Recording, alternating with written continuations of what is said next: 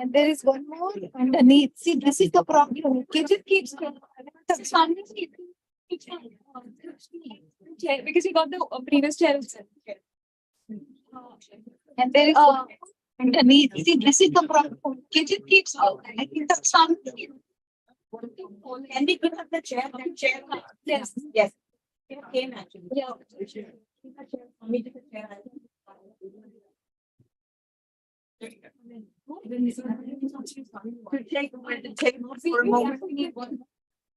This is what we're needing for streaming. Yeah, but for the chair. I'm not getting up. Don't want the chair. I'm not getting up. There is a chair coming. Wait. She doesn't want a chance to share. Can we leave the chair? She's first, she's organizing computer and then she's doing. I guess I am getting up. Okay.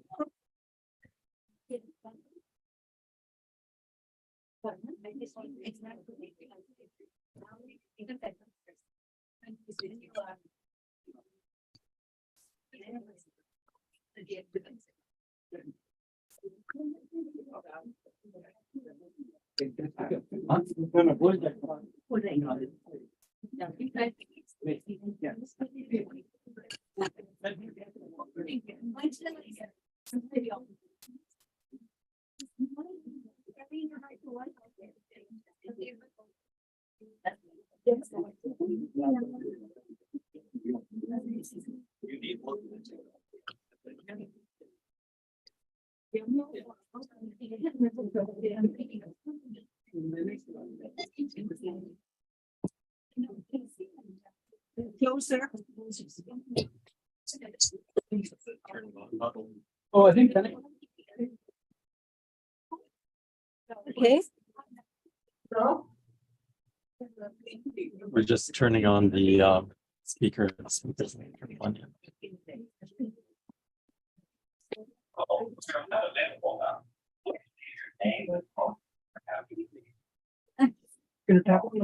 It's not charging. It's not charging.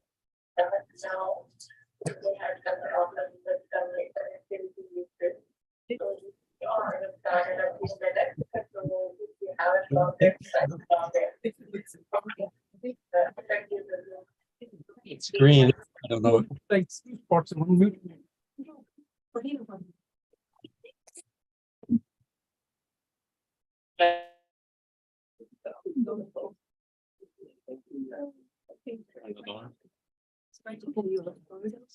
Yes, of course. That's the whole point. Okay, Swami, I think you're good.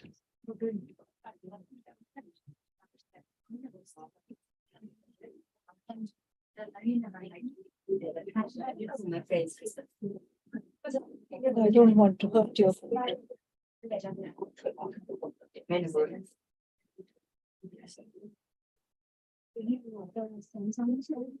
So can you actually accept the hand of check?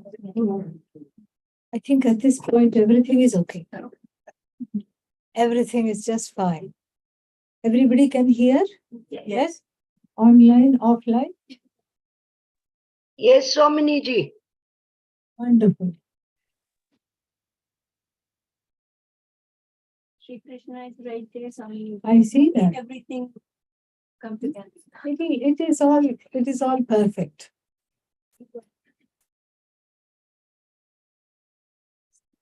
Here also we have to record.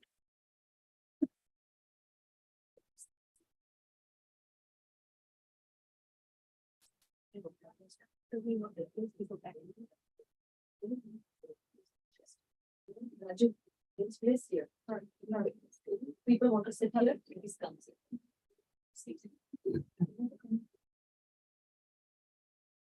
People can come a little more forward and then get a chiropractic treatment for the neck.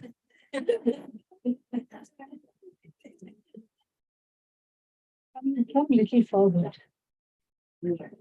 That way anybody who is wanting. It's okay. You're not one thing.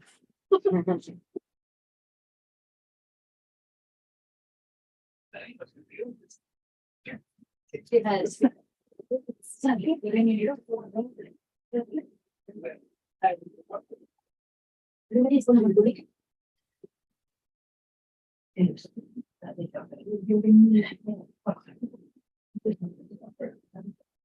Now I'm going to say the opening prayer.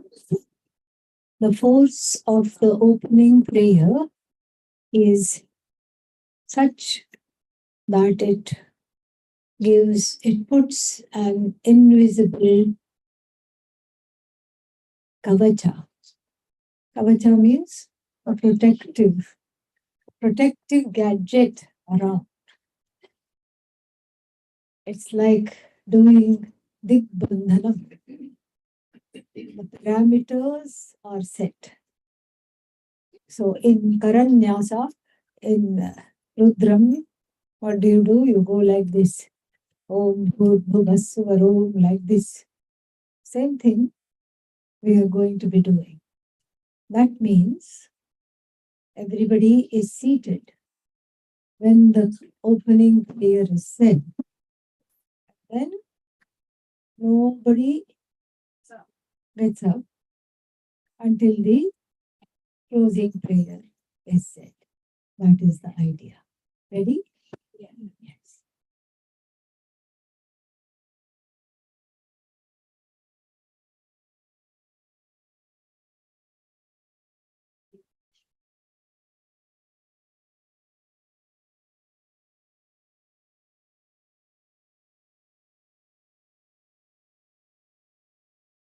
We are in the middle of the 7th chapter in Rishikesh. Okay. So I'm just going to continue because I'm going to send it to them so that they will be able to continue listening the whole time that I'm here. So sometimes during the lecture, I may say, as we have seen before, and you wouldn't have seen this before, but you can just nod intelligently.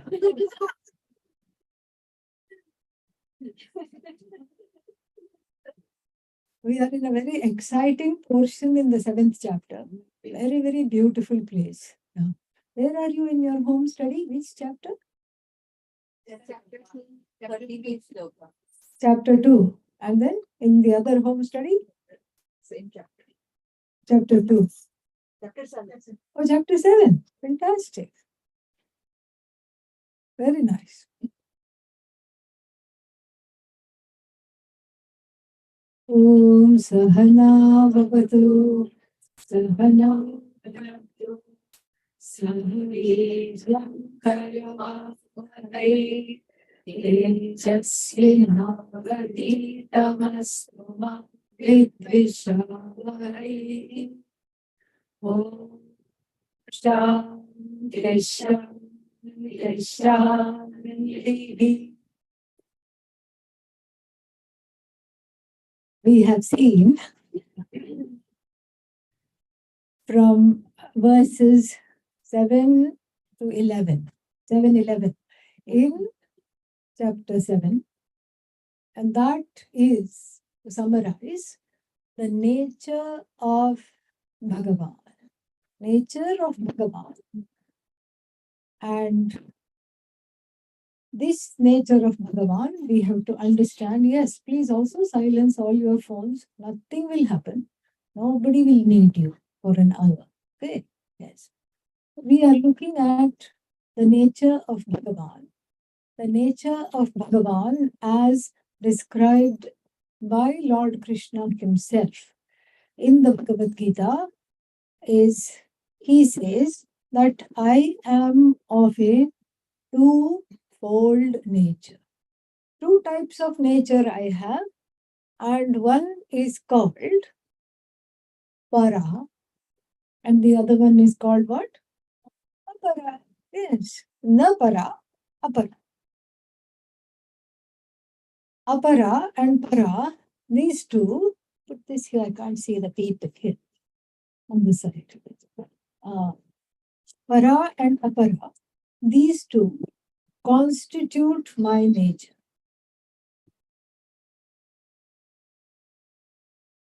I don't need it. So please silence your phones. And since we did not follow what should happen after the opening prayer, the opening prayer is going to be said again. And we are going to start all over again.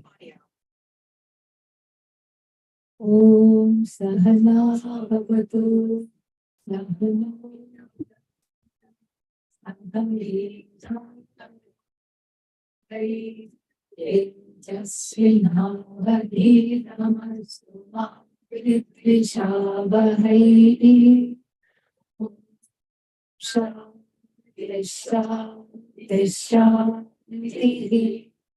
and we will repeat this aforementioned step as many times as is needed. And if in the whole hour we have chanted Sahana Bhavatu 25 times, so be it. It is still not wasted.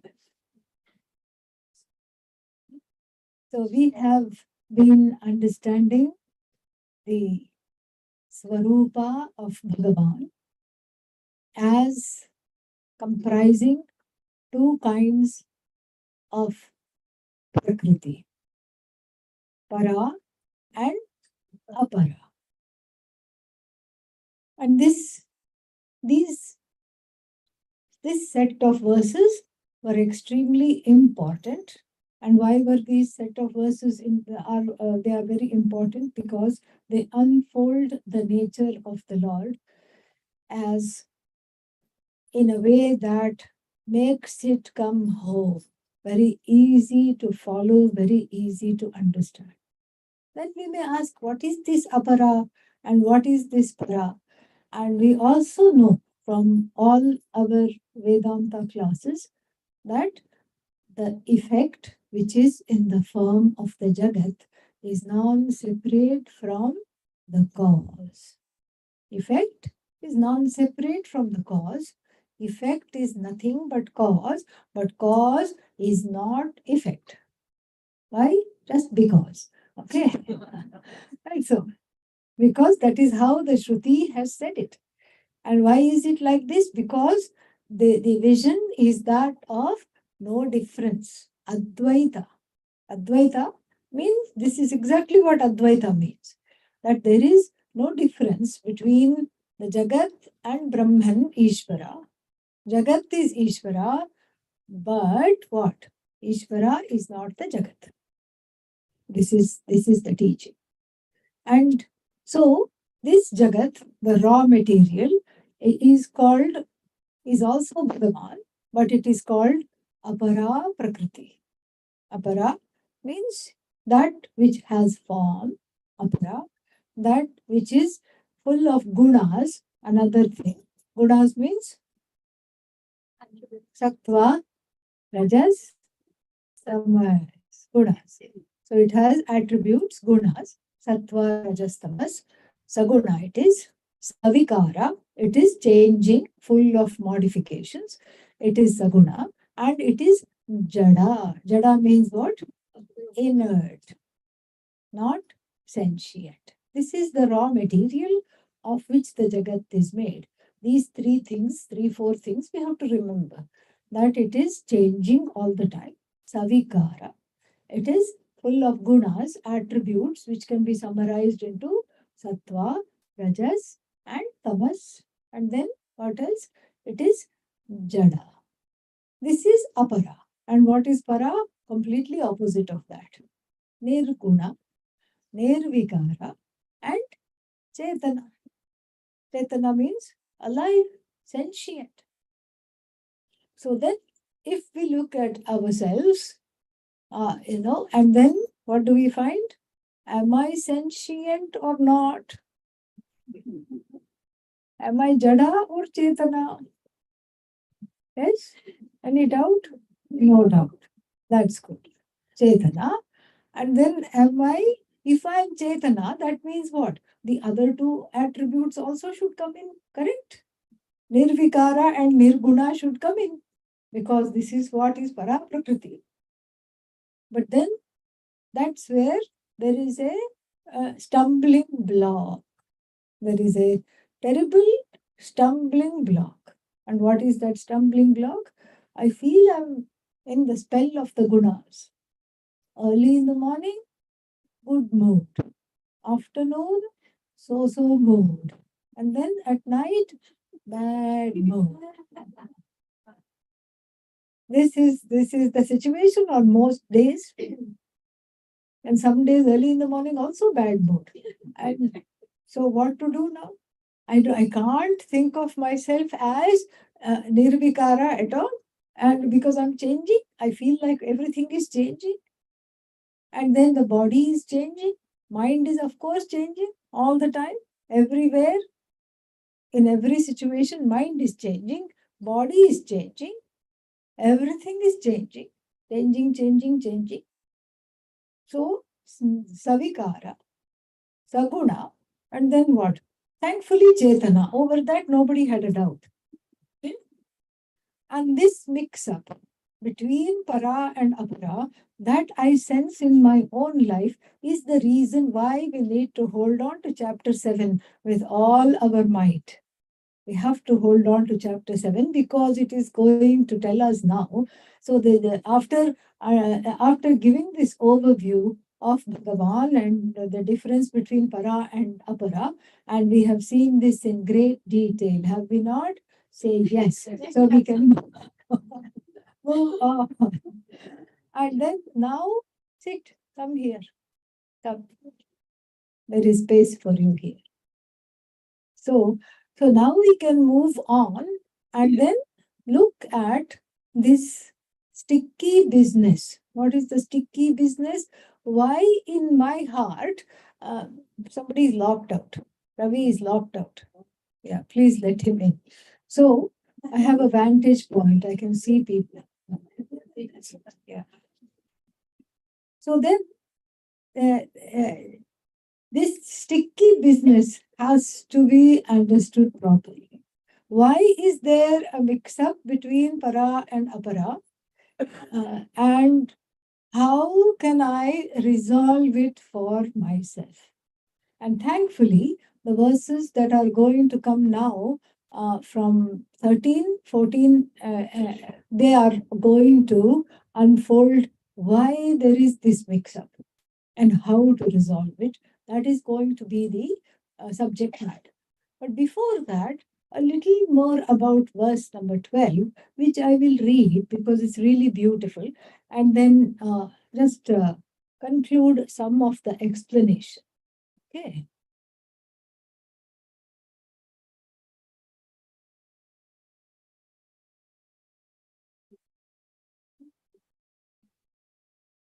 So here the Lord says, Yecha eva satvika satvikaha bhavaha rajasaha tamasaश्चये matta eveti tan vidhi natu aham teshu te mayi.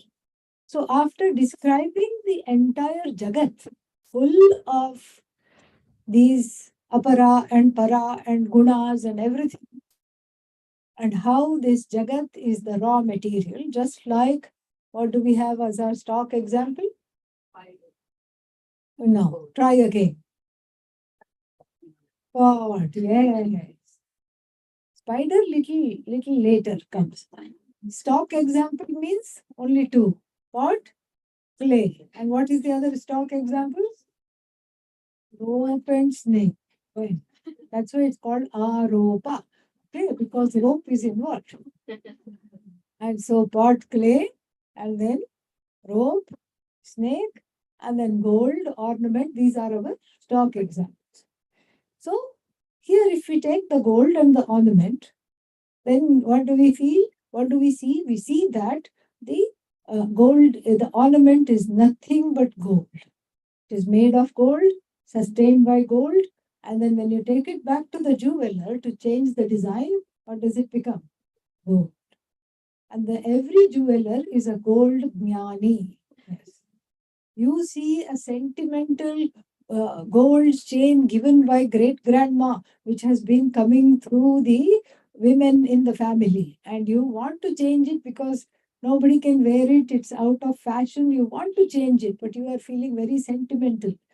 The gold jnani is very objective. He will pluck out all the stones, not gold, not gold, not gold. Anatma, anatma, anatma. He will pluck out everything and weigh only the gold, and he'll also make the calculation. What will he conclude? He will make the calculation that this much copper, silver is added to make it much more stiff and malleable, because with pure gold, you cannot really make the ornament. You need some little alloy. He will deduct all this and give you the price. He will also deduct the making charge. You may say, oh, spent a lot of money making charge.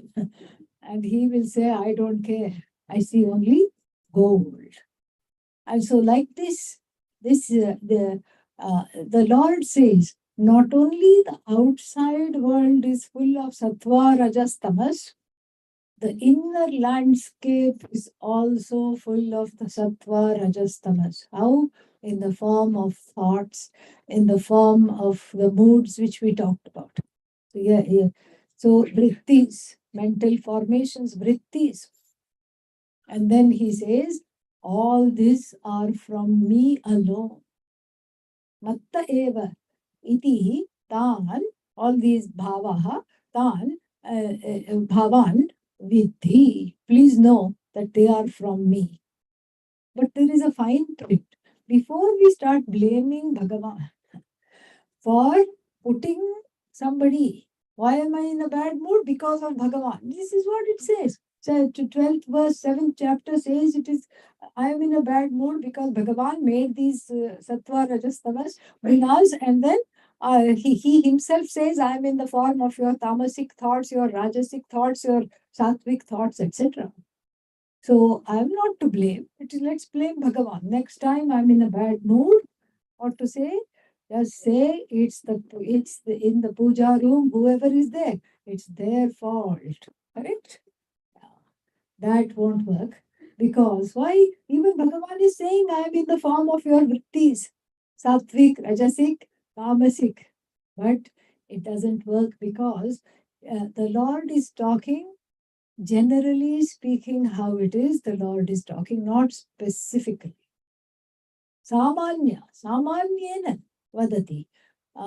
So Lord Krishna is talking generally speaking. So what happens generally speaking? Generally speaking, this is how it is. This is exactly how it is. That generally speaking, no vritti, no thought is outside of Bhagavan. So then why can't I blame Bhagavan? I can't blame Bhagavan because the same Bhagavan who has made this Jagat as Sattvic, Rajasic, Tamasic has also what? Given me the free will to override and work with the vrittis, drop the Rajasic and Tamasic vrittis and grow into a Sattvic vritti. The free will is there, and the free will is given by whom? Bhagavan. Very nice. Free will is given by Bhagavan. Everything is Bhagavan. So therefore, I cannot blame Bhagavan for all the modes. Yet I'm not able to understand that I am nothing other than Ishvara. Why? Because of the mix-up of Atma and Anatma. This is the problem. Atma and Anatma are totally mixed up. There is no way to overcome that mix-up, or so it appears. And what I have to do is to see that and correct that. And first, we see why this mix-up is there, and you can chant after me. There is one extra book here if anybody wants.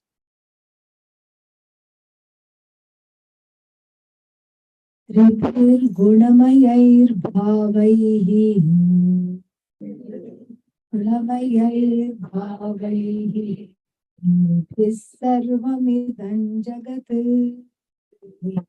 सर्वमिदं जगत् मोहितं नाभिजानाति मोहितं नाभिजानाति मामेभ्यः परमव्ययम् मेभ्यः परमव्ययम् दैवी ह्येषा गुणमयी दैवी ह्येषा गुणमयी मम माया दुरत्यया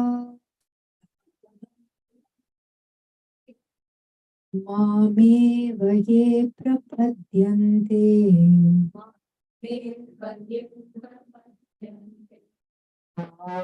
मेतां तरन्ति ते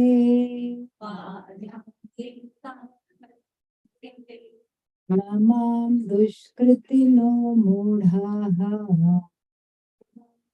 दुष्कृतिनो प्रपद्यन्ते नराधमाः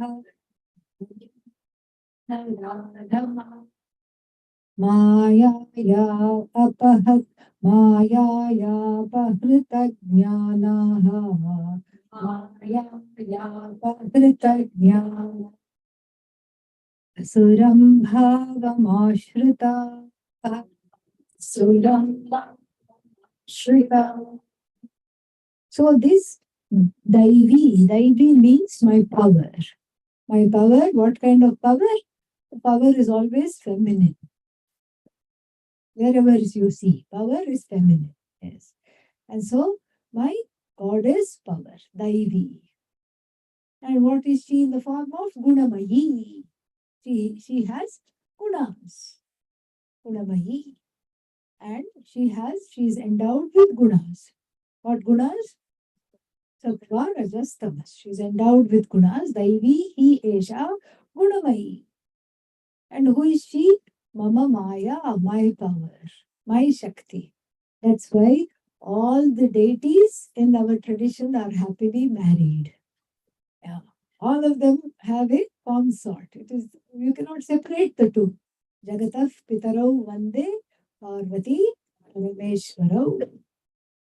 This is Kalidasa's prayer. Very beautiful prayer.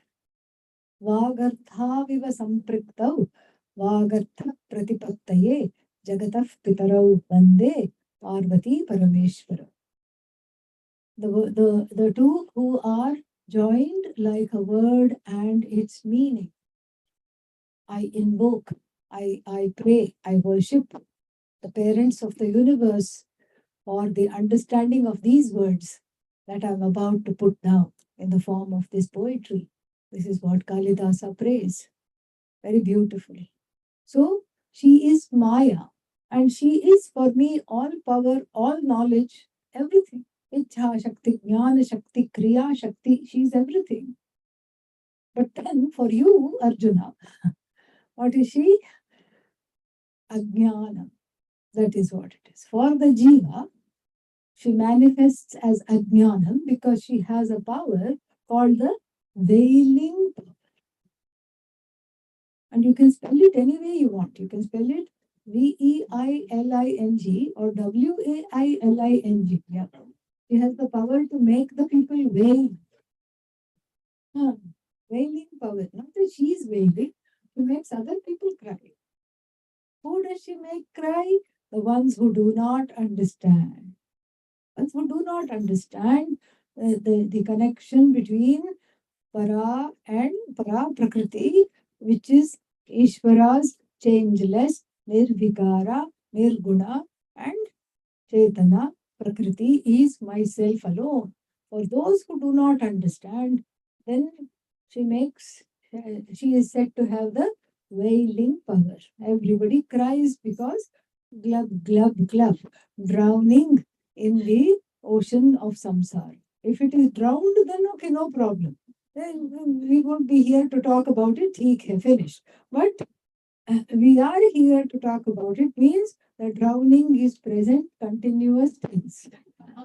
Glub, glub, glub. Oh no, no, no, save me. Trahimam, Pahimam, come up for air. Oh, thank God, samsara is gone. Little punya came. Wonderful. Very nice. Happy. Sad. Happy. Sad. This is what happens. And Pujya Swamiji would always say that if the cycles of happiness and sadness came one after the other, no problem, because now that I'm sad, I know, baad mein kya aayega? Happy. But that's not how it is. That's not how it is. It is, sad, happy, sad, double sad, triple sad, yeah.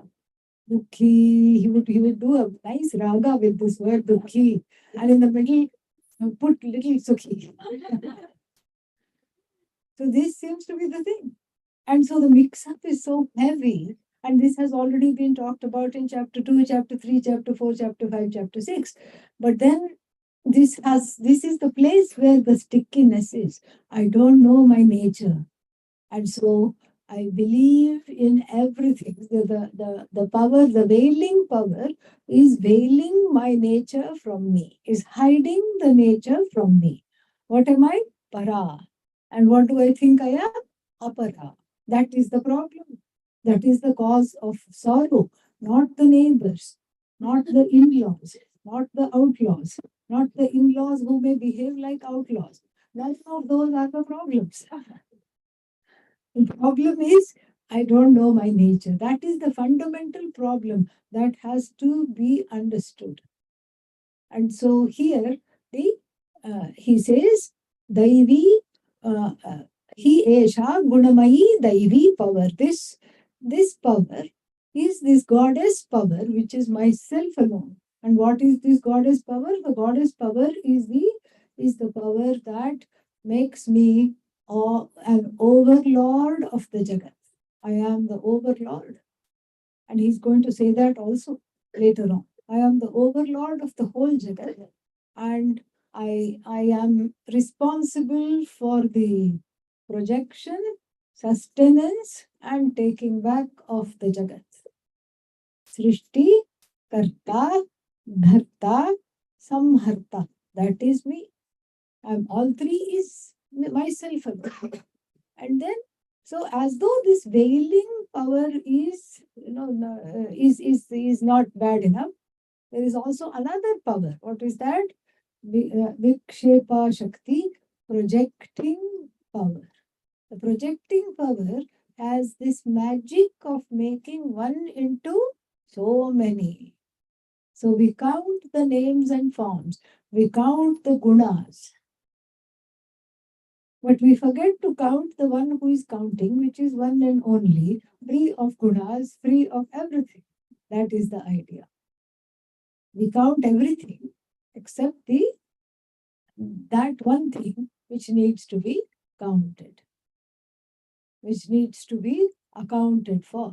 And so, because of these two powers, I come under the spell of thinking I am a small, finite, mostly useless person. Once in a while, I can have some use, but most of the time, I have no use at all. I'm unloved, nobody cares. And then what do I want? I want to be saved. Yeah, I want to be saved. Somebody should take me out. Who is going to come and take you out? In your dreams also, nobody will come and take you. Yeah, dream on, darlings. That's all we have to say. Koi nahi aayega. And ours is not a salvific tradition. Nothing to say. Why? Only when you are enslaved, you want to be saved. When there is no enslavement, what is the reason to be saved? How can you save somebody who is not enslaved? That makes no sense at all, does it? There is nothing. You are not enslaved, so there is no need for being saved. And of course, the most famous words of Pujya Swamiji was what? Somebody stuck a mic in front of his face during the UN meeting, Millennium, in 2000, and then asked him, do you have a message for the new millennium? Never at a loss for words, Swamiji said, I don't have a message, I have a prayer. What is it? What is it? Oh God, please save me from all saviors. This was the message. This was the message. And that's exactly when I heard that, I saw that he had given the nutshell of the whole beautiful tradition in that one prayer itself. That which doesn't need to be saved is the human being. There is nothing to save. Who's going to save? No, God has to come and save. God says, I have better plans for you. Yes, I'm going to tell you that you are never bound anyway. And I'm going to tell you that till you understand. That's why there are 18 chapters. So we can take it easy and understand. I'm going to tell you that you are never bound and you don't need to be saved. Not only do you not need to be saved, whatever that means, you don't need to be validated. You don't need to be, what is that, told you are okay. 365 times in one day. Okay. Not once a day. That is manageable. You can make it part of the marriage agreement. You approve of me once a day, and then once a day I will approve of you. Then it will be fine. But each person wants to be approved of at least 365 times in one day. Okay? One whole year's worth of quota right now in one day. How is that possible? Not possible. And also, it's not enough to just validate a little bit. It's not enough to say, I care about you. Because then what is the next question? How? Yeah. How means how to quantify? How to quantify? I love you. How much do you love me? How do I know? How do you show that you care? And how much?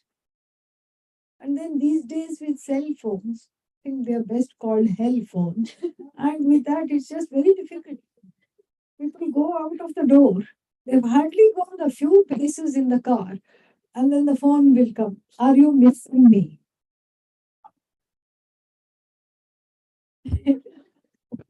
What should the other person say? Right. They have to make up something because the truth is they are not missing. Come on. They have just put the water on to make themselves a nice cup of chai without needing to attend to anybody.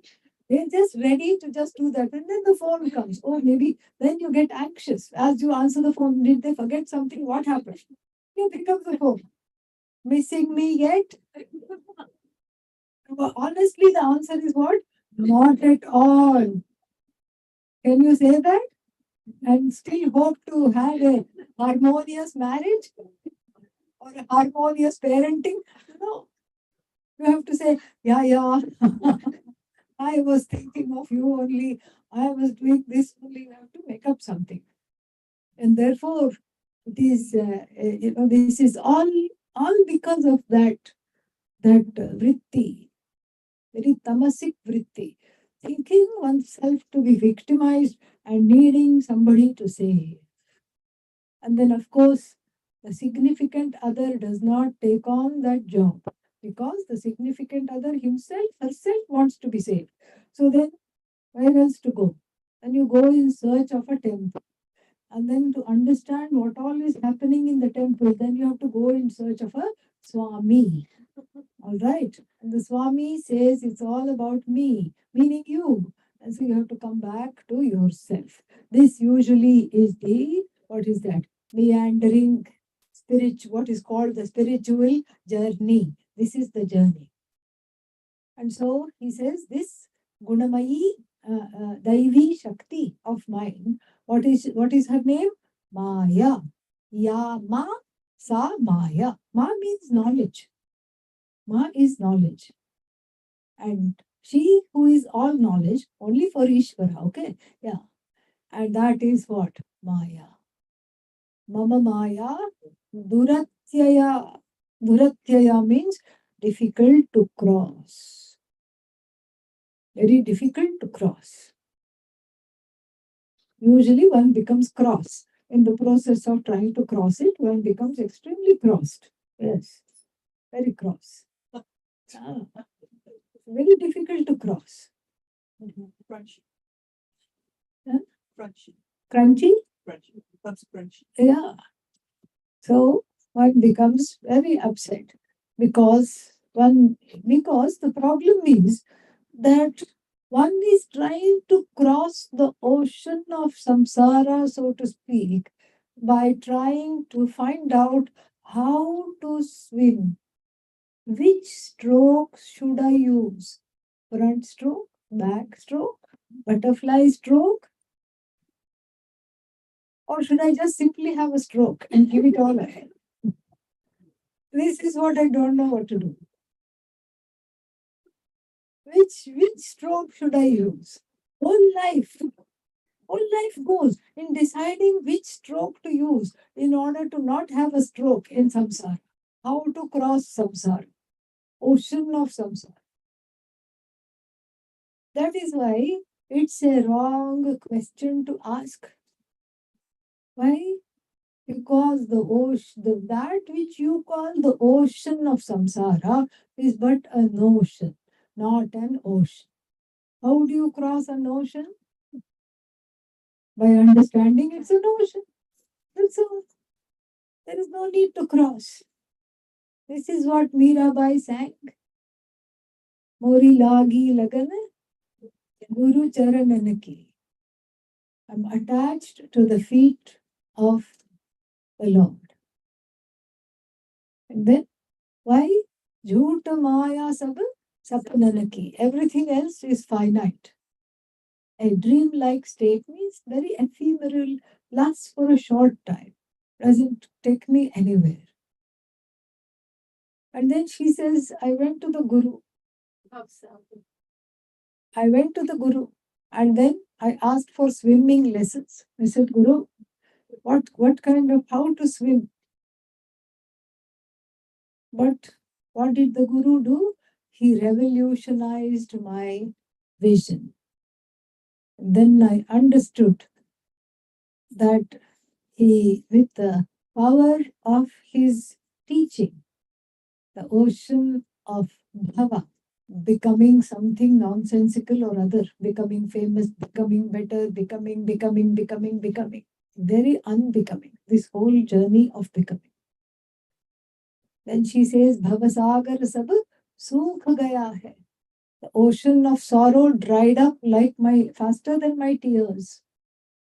Now I understand there is no need to swim. Why am I swimming? There is no need to swim.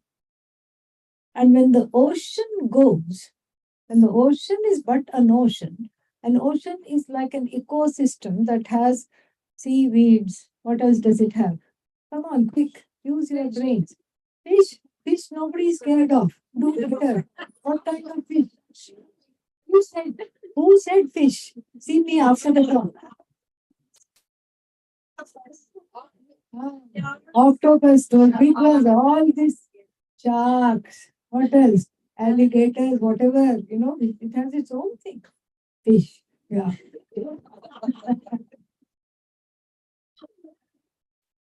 I think you went fishing. That's what it was.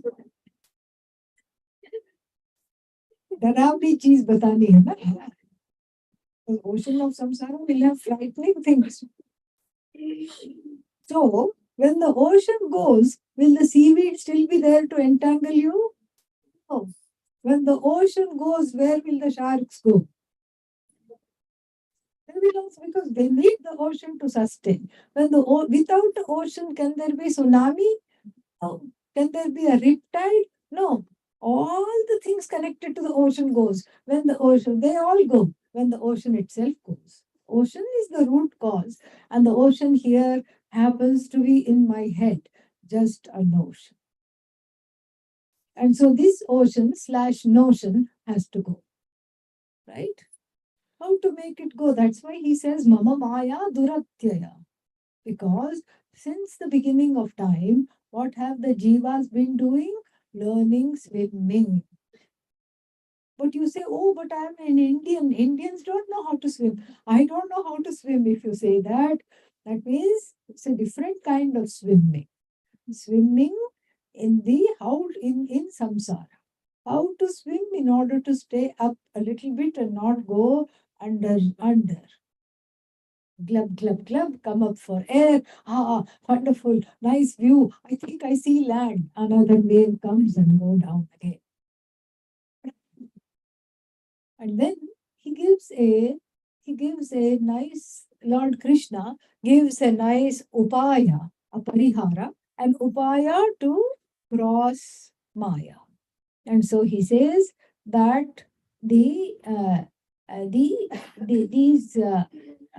this whole Jagat, So this Maya is very difficult to cross. But the people who worship me and invoke me and make me the most important thing in their life, they will cross Maya very easily. So one more thing we understand is that without recourse to Bhagavan, Maya cannot be crossed. This is one thing. Maya cannot be crossed. Why? Because we have tried. It's not for lack of trying. Look at anybody's life. We have tried. Everybody has tried to cross Maya and has ended up becoming cross. That's all. There is no crossing happening. Why? Because of the fundamental problem of trying to cross something that doesn't need to be crossed. That is a cognitive effort, a cognitive crossing, not a real crossing. And so cognitive crossing means connecting with Bhagavan as Sat Chit Ananda, knowing myself as Sat Chit Ananda. That is the lasting remedy. Everything else is little patchwork. So you make a patchwork quilt and it looks very nice from far to take photos and put it on your whatever. What is that? Instagram, Facebook, and some other things are there like that. WhatsApp, all these things. So many things are there. Looks nice. One time you put it in the wash, the patchworks come out. Same thing. Everything band-aid, everything patchwork. And patchwork is the life. Patchwork is the quilt. Patchwork is the vision of division. Patchwork is the are the solutions to life. Everything is patchwork from beginning to end. And then one life gone, next life again, trying to swim, trying to patch up things. In life also patching up, patching up, patching up. This is the problem.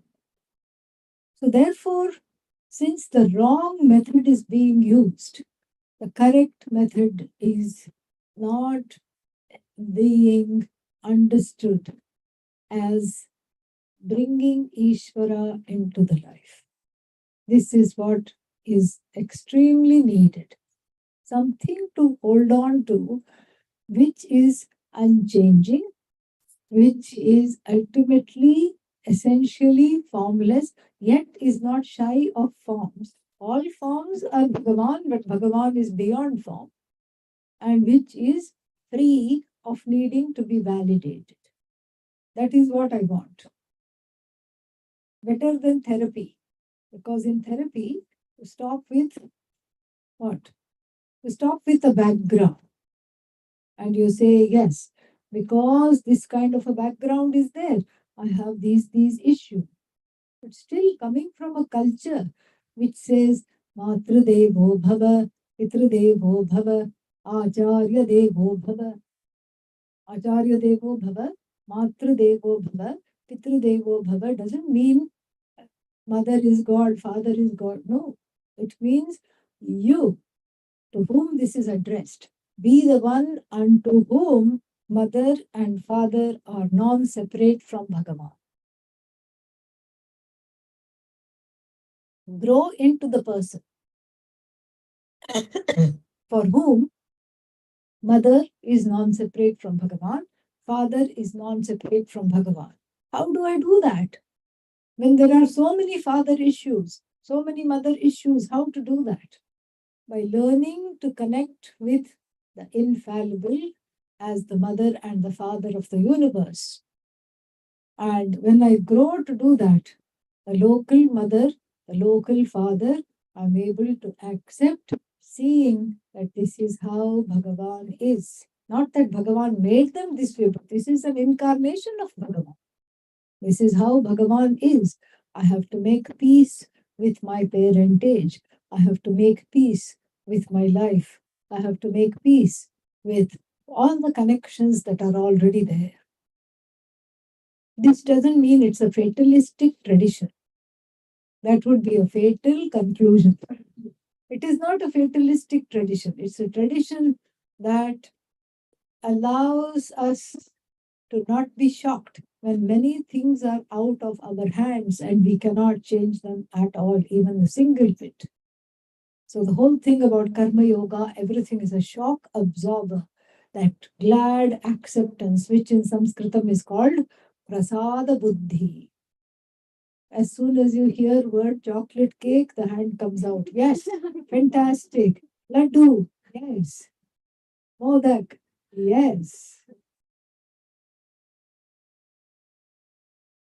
Beatings, no. Nobody wants that. Beatings come. Beatings in life come. Beatings are actually good because first thing we learn is how to avoid them. That's very nice teaching. How to go around the beatings, how not to, succumb to the beatings. Pujya Swamiji was once asked. He was asked by a Christian pastor. Jesus said, what did he say? He said, if one side of the face is slapped, turn the other cheek. Don't retaliate. Turn the other cheek. Swamiji, what will you do? And Swamiji said, I will not get the first slap in the first place. So the question of second slap is not even issue. First slap only I will not get. Second slap is far away. So that was a teaching actually. Jokes aside, it was a teaching. Meaning, how to navigate. First, we get the beatings because we don't know how to navigate the life without getting the beatings. Sometimes we get the same beatings, life after life. And then in the next life also, this beating is familiar. It must be from last life. There is this feeling. Okay? These repeated beatings. How to get to a place of emotional maturity, spiritual growth, where the beatings have no effect on me, and in fact, I don't need them at all anymore to grow. I'm not interested in that. I'm not constantly trying to ward off the beating or go around it or anything. But it stops because understood I have understood something which is very important. I have understood that I have outgrown the beatings. Before, whenever the beatings came, I would groan. Now I am all outgrown. Yes, out of all growths. This is outgrown the beatings. So this is mameva ye prapadyanti. These people who take my help in understanding that this is a kind of a super therapy, they cross Maya very easily. Because what is Maya after all? Is it Satyam or Mithya? Abba, finally answer came. Mithya. After a lot of deliberation, answer came. Acha hai, good. Better to think and speak. So Mithya. So between Satyam and Mithya, what is the independent reality? Mithya, correct? Yes? No. Satyam. Satyam, independent. Mithya, dependent. Which one should I hold on to? Independent. If I hold on to the dependent reality, each one is like, it's like two drowning people holding on to one another, sinking together. And I don't mean SYNC, okay, not that sink, SINK. Sinking together, that's what will happen. Stereophonic, glub, glub, glub, glub, glub, glub. Double. That is not the way to go. So if there is drowning, then what? You hold on to something stable. You hold on to something that is stationary, motionless. And that is what Bhagavan is. Oh, but I am Bhagavan. Why should I pray to Bhagavan? Do you know that you are Bhagavan? No. Keep quiet. Keep quiet. If you know, then we are not talking about this at all. You don't know. Or we can't say we don't know after so much study. What can we say? We are in the process of knowing, which is a wonderful thing. So if we are in the process of knowing, better hold on to this in the form of worship. This is what prapadyante. Prapadyante means invoke me. Invoke me not Mr. Krishna, me the Lord of the Jagat, the entire Jagat from whom the Jagat has come, by whom the Jagat is taken care of, and to whom the Jagat resolves. Why should I hold on to Bhagavan? Because if you hold on to the Jagat, what happens is given very nicely. This is a calamitous proposition because this Sarvam Idam Jagat Tribhir Gunamayaihi Bhavaihi Ebhi Sarvam Idam Jagat. This whole Jagat is filled with what? These three gunas. Everything in the Jagat is Sattva, Rajas, Tamas. It's almost like Maya has put a nice tapestry, embroidered a tapestry. And we are all looking at this tapestry called the Jagat. And you tell me, this is my house, this is my hometown, this is my house. And indeed, there is a house. Look, this is my pet dog, and there is a little stick figure of a dog. Look, this is me with my family, and there's again a few stick figures. Then there are birds, then there is a sky, then there is rain, sun, moon, and then what? There are people going about their tasks, there are mountains, there is a river, and then there are people planting on one side. Another side, the people are harvesting what they have planted. They are eating, drinking, crying, wailing, screaming, yelling. Ha ha, muncha, muncha, free me, take me out of this, let me out. People who are sick of this tapestry, samsara tapestry, they are saying, ha ha, muncha, muncha, free me, let me out. And some others who are, on the fringes say, let me in, I want to experience this. All kinds of things are going on. And you can look at this tapestry and tell the story of the Jagat. It is the same everywhere. Whichever country you go, what will be different? Food will be different. Correct? Yeah.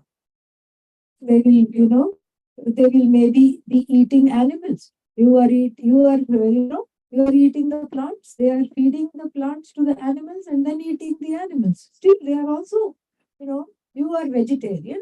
They are eating vegetarians. That's all. It is from plants. They can also say, I eat only vegetarians. No.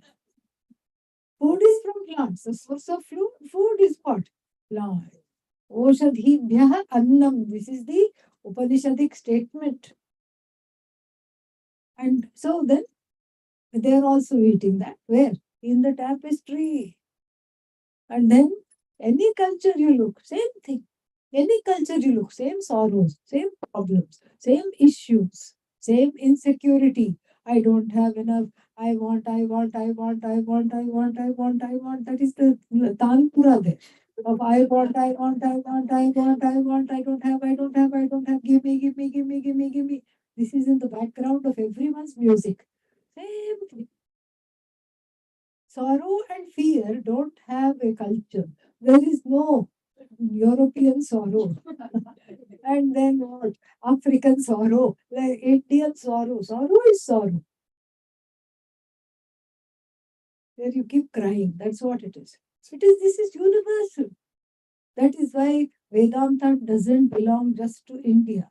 That which belongs to the whole entire, it's the nidhi, the treasure of the entire Jagat. Doesn't belong just to India. It's for anybody who says, I want to come out of this tapestry. That is who needs Vedanta. So if you are outside admiring the tapestry, you can say, oh, look at the colors, look at the embroidery, look at how deep and wonderfully woven it is. Look how nice it is. If you're inside the tapestry, oh no, I want out. How to do this? How can you come out of the tapestry? Tapestry. Okay, that's what it is. There is an arc there we have to put because it feels like a trap. How do you come out? You have to know that it's a tapestry. You have to know that it's a tapestry. When you know it, you just like a child unraveling the sweater which the mother has made painstakingly. She left her knitting just for 2 seconds. The child came and played, and then what? Colored string, 3 colors, sattva, rajas, tamas. This is what the whole thing is. This is what we have to know. We have to know that this is all that there is to it. Colors, colorations, gunas, not coming under the spell requires being part of this understanding, partaking in this understanding. So, and that to connect with the understanding in the beginning is very difficult. When you attend Vedanta class, Nirvikalpa Samadhi comes instead. What is Nirvikalpa Samadhi? Sleep. Best kind of sleep comes. Why? It's so relaxing. And the mind thinks, oh, this fellow is going to sleep right now. Oh, he's going to sleep sitting up. Okay, theek hai, no problem. Because let go. You relax. You tell yourself that, oh, I don't have anything, nowhere to go, nothing to do. Even when you meditate, what comes? Laya. This is, laya to be polite. Gauda Padacharya says laya to be polite. Laya means sleep. Sleep comes. Sometimes even they snore in the Vedanta class. Yes, if you've been teaching, you can hear all these things. As Pujya Swamiji used to say, sound sleep. And the compound is the sleep in which there is sound. And then usually the significant other whose job it is to shake them. They take up with the sound. And then wipe off the drool, listen for some more time. Back to sleep. So in the beginning, the sleep will come. Why? That preparation is not there.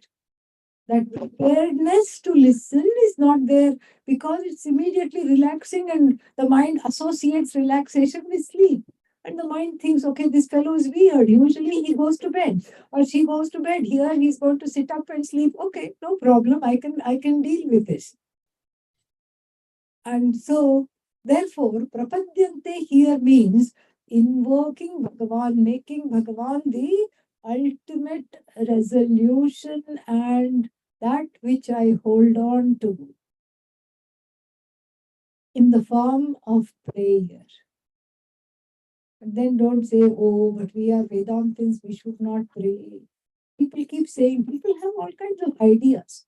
People say, if we are, people tell each other. Somebody told me, my friend said, I should not pray for a job because I've been studying Vedanta. I said, tell your friend to give you a job. Pray means, ask her to give you a job. Then tell her, give me a job, then you won't pray. Oh, she can't do that. Okay, then keep quiet. Prayer means this is what it is. Usually I was praying preying before this. I was praying upon people's patience. I was praying upon people's issues, all these things. Now what? praying. This is what one has to do. Why? Because Tribhir Gunamayaihi Bhavaihi. This whole Jagat is full of these 3 gunas. Each one entraps me. Each one is like a trap. And so therefore, Mohitam. Mohitam means the deluded one. From mukh, root verb mukh, to be deluded. The deluded one, na abhijanati, does not know my nature. Ebhyaha Param Avyayam, my nature as ultimate and unchanging, they do not know. And since they do not know, they make the mistake of feeling trapped in this tapestry. And when they are trapped, there is no way out, and they are very, very upset. And so, therefore, what? Take recourse to me. Take, but I don't know how to pray. I only know how to PREY. Doesn't matter. And he's going to tell. There are all among all the devotees, they can be put into 4 categories. He's going to tell that when tomorrow morning in their house. Okay, so Lord is going to tell that there are 4 kinds of devotees, and then some of them are or some of them are 911 devotees. Only when in emergency, Bhagavan is taught. Just like in emergency, what do you think of?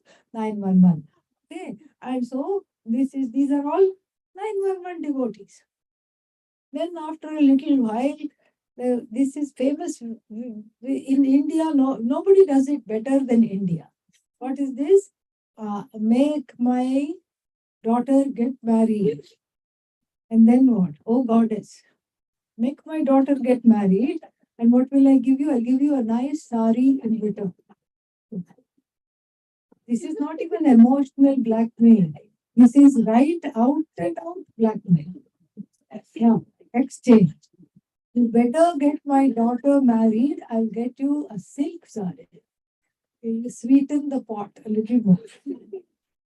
Goddess is waiting for your silk sari. She's waiting for your silk sari. Oh, I better get this one married because I badly want a silk sari.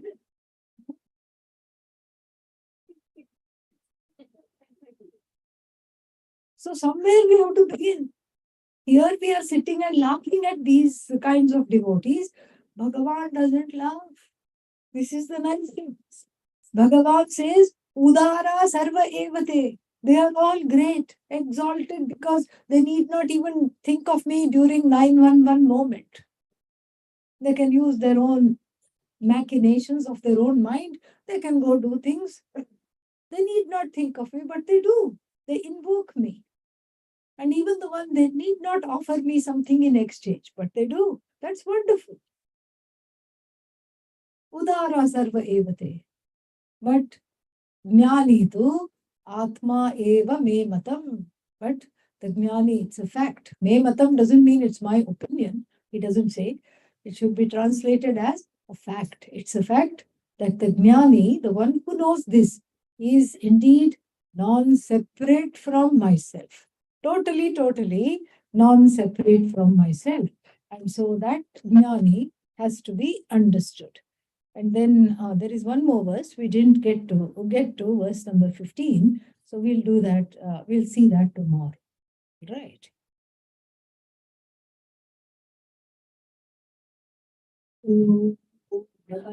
Purnamidam Purna Purnamudachyate Purnasya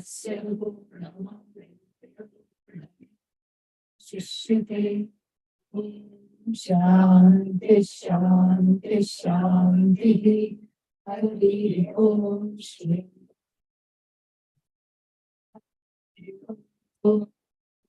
Take these oranges away, put them down, so you can see all of them.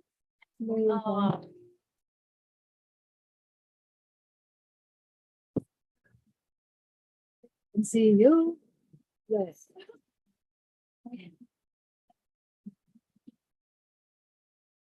We are in the house of Surekha and Praveen, and then we are having a good time. Thanks to all of you. Yes, we are getting to study the 7th chapter. More we'll see tomorrow.